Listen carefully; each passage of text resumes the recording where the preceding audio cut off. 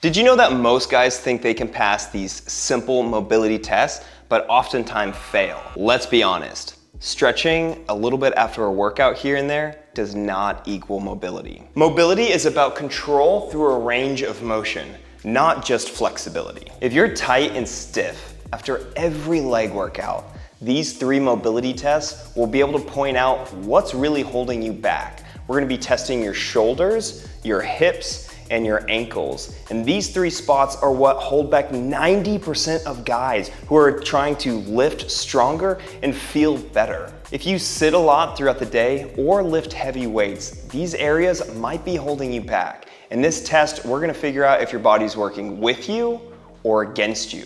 And it'll only take 5 minutes. The first test is a wall shoulder flexion test. So you'll wanna bring your back against the wall and bring your feet a few inches away from the wall. From here, you're gonna be bringing your arms to a 90-degree angle and you're trying to press your back against the wall. From here is where the test begins. We're bringing our arms up, overhead, trying to keep your back against the wall the whole time.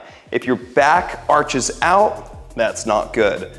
Use your core to brace your back against the wall and practice this test. While performing this test, if you notice that your hand was coming away from the wall, or if your back had to arch so that you could perform this test, this means that your shoulders and your traps are likely overcompensating and overworking. And as you go into those overhead presses, your shoulders are likely gonna get injured over time. The good news is you can fix it. First, you wanna practice the wall slides more and go with your own range of motion. The next movement you'll wanna practice starts in a downward dog position and you're reaching down and touching your toes. I'm improving my shoulder mobility as I push back and reach with that other arm. The last movement you'll wanna work on starts by laying on your stomach.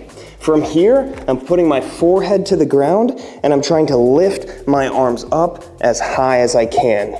After some time of practicing these exercises, you may have improved mobility, and now it's time to continue strengthening your shoulders. I recommend getting an exercise band so you can add in some isometric holds, and whether this be to your prone shoulder raises or with the wall slides, an isometric hold will help strengthen your shoulders over time. And what that'll look like is you can put the band around your wrists, and as you're going through this, you're adding a little bit of tension so that you're strengthening the shoulders and this mobility range of motion. The next area that causes a lot of pain and discomfort, and we often don't realize, is our hips.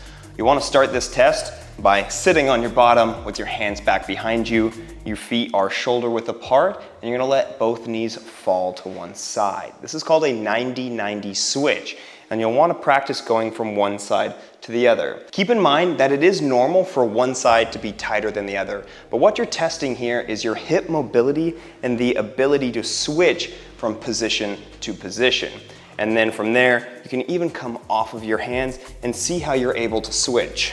You may have noticed that when you squat, it just feels like it's hard for you to open up your chest. It's hard to get into that deep squat that you need to get into. Now, a lot of people think that this has to do with tight hamstrings, but it's not the case. It's actually hip mobility. If you found that this test was difficult for you, then you'll want to practice the 90-90 switch more often.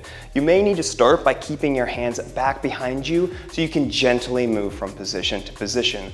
From there, you can continue to progress, and as you feel like you're getting a little bit better, you can even go into some deeper hip stretches like pigeon pose. Pro tip: these are not exercises that you need to do during your workouts, before, or even right after.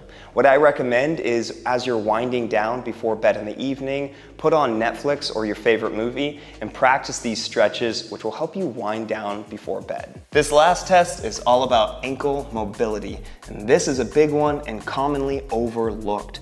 Get close to a wall and you'll bring your feet about 4 or 5 inches away from the wall in a kneeling position. From here, I'm going to try to drive my knee forward and see how close I can get my knee to the wall before my heel comes off the ground.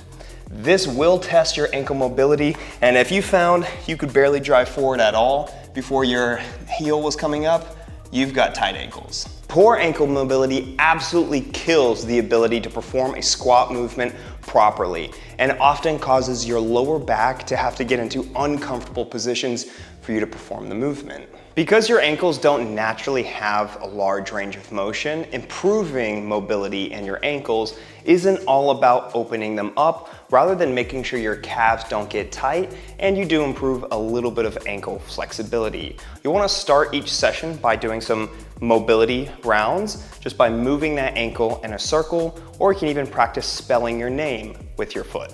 As you continue to work on your ankle mobility, I recommend putting plates underneath your feet anytime you're squatting, as this will reduce the amount of strain and stress on your ankles. Then you'll want to practice deep calf stretching and even foam rolling of the calves to make sure that those muscles don't get too tight. And if you are someone that sits a lot, you can practice ankle mobility from your desk just by simply flexing and pointing your toes over and over again. And boom, there you have it. 3 simple mobility tests that will pinpoint exactly what is holding you back.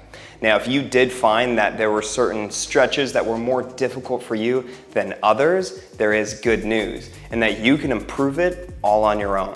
With just 5 minutes per day, I can guarantee that in 1 week, you'll be feeling so much better, and that your squat form will improve and your overall athletic performance will go way up. This is a reminder that you do have to work on these over time, but it's in your control to fix it. As always, be sure to comment, like, and subscribe, as it does help. And I have more mobility routines that you can follow along with, like my morning energizer routine, which touches on all of these in a simple 10-minute video.